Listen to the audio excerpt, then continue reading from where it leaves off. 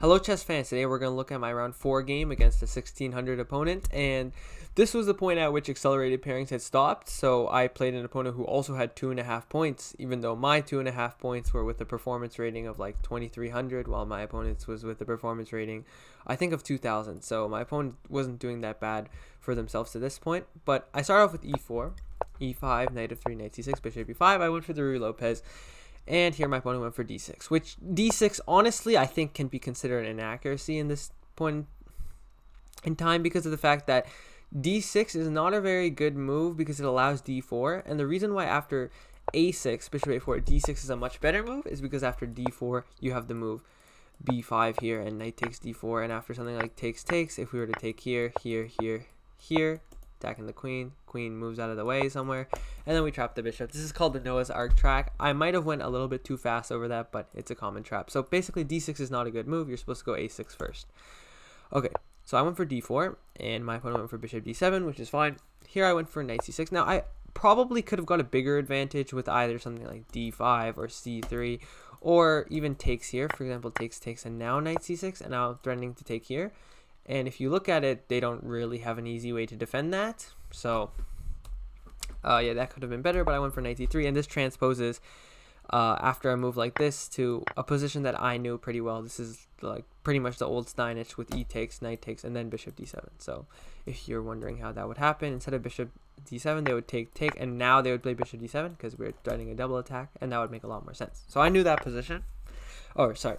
But then here, after knight c6, my opponent played a6. And a6 is just, frankly, just a blunder. Now, if you move here, you lose the game, actually, because after b5 here, they still have knight takes. And after takes, it even comes with attack on the knight. So there you'd be losing. So here you have to take. And after takes, I think my opponent probably miscalculated. I have two attackers. And the reason why this didn't work earlier is because the e4 pawn wasn't defended. Knight c3 now defends e4, so now I win a pawn. Alright, but that's not where the game ends. And from this position, I kind of just started blitzing my opponent because I was kind of like, why are you still playing this game? Like, the game's over. And I don't think you should really ever think that. And my opponent did put up a good amount of counterplay considering the rating disparity.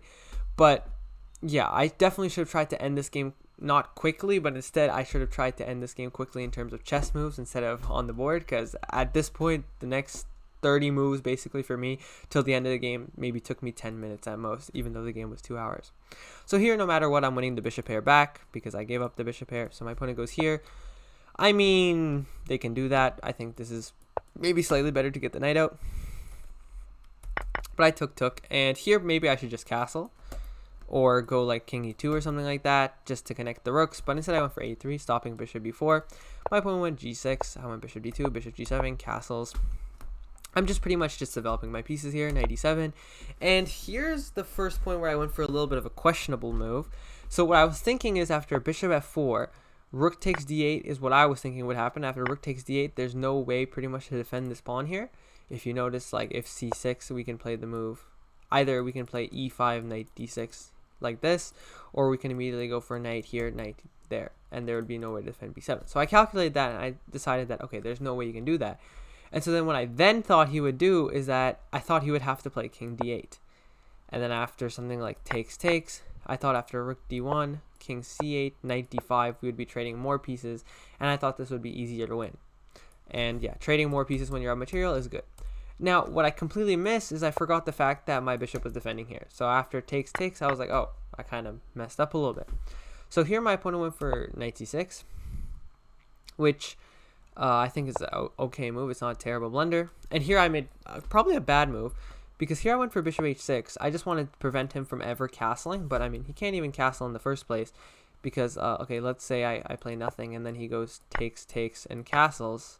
Then I could have rook d7 along with bishop takes here. So no real need to prevent castling. But again, this move was played in maybe like 20 seconds. So yeah, no need to do this. So here my opponent played knight d8, which doesn't make any sense because the knight has two great ways to get to c4, which would be an excellent outpost. So why the knight wanted to do this, really no clue. But it's often said that the best move is with the knight back. Like, those moves are the hardest to find. But yeah, I think that my opponent pretty much took that to heart here. I mean, here it doesn't really make any sense. Like knight e5, knight c4 makes a lot more sense, or knight e5, knight g4, winning the bishop pair after like bishop e3 takes. Like, yeah, I was worried about this, except, okay, then you have here. So first you'd probably have to go f6 to stop this connection, and then knight e5 is probably pretty dangerous. And here the engine thinks already that I should go bishop f4. So yeah, that would have been good for my opponent. Said they went knight d8. I went for rook d3. I was looking for takes.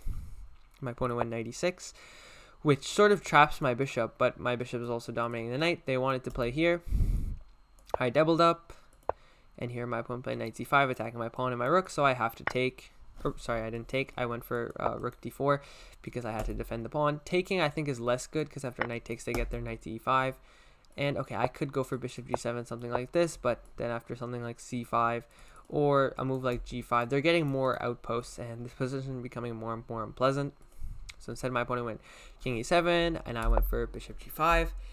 And yeah, I was kind of disappointed at this move because I spent like my most time of the game calculating here. I spent maybe like 10 minutes in this position, maybe not 10, maybe like 8 minutes. I spent the longest think of the entire game here, and I was basically calculating whether I'd play a bishop here or bishop here, and they both come with different ideas.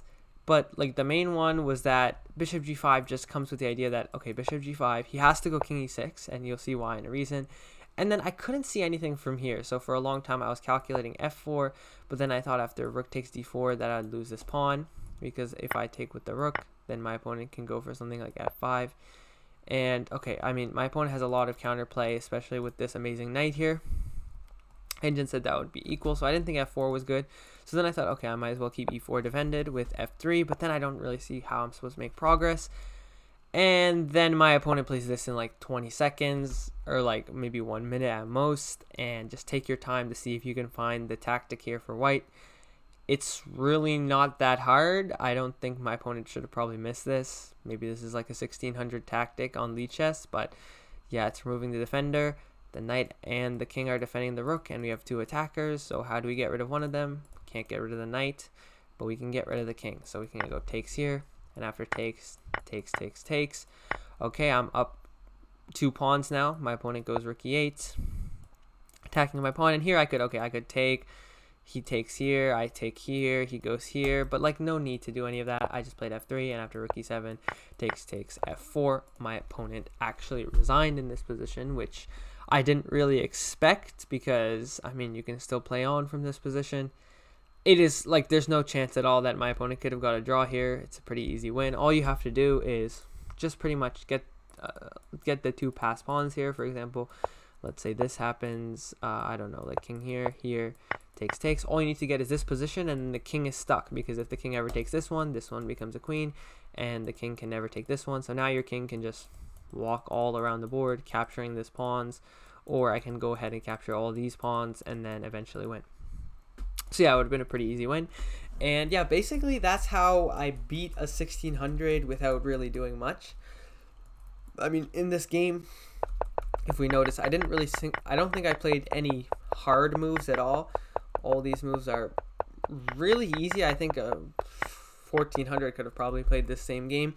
And yeah, I kind of just also played pretty badly. I got too overconfident when I was winning, and I made this bad move. But yeah, that's the end of today's video, guys. Hopefully this might help you beat players around this rating range. I think that is definitely achievable for most people. And all you need to do is play solid, spot the tactics, and yeah, your opponent, you don't have to do anything crazy. You can just play some equal, boring game, and yeah, eventually your opponent will blunder, and you will hopefully win the game. So with that all said and done, I will see you guys next week with my final game of the tournament, and then I'm going to get into coverage of the Nationals, which I did last week, and yeah, you're going to see how I did there. I'll see you guys in the next one. Thank you, and yeah, like the video and subscribe. I don't know why I'm going on this tangent.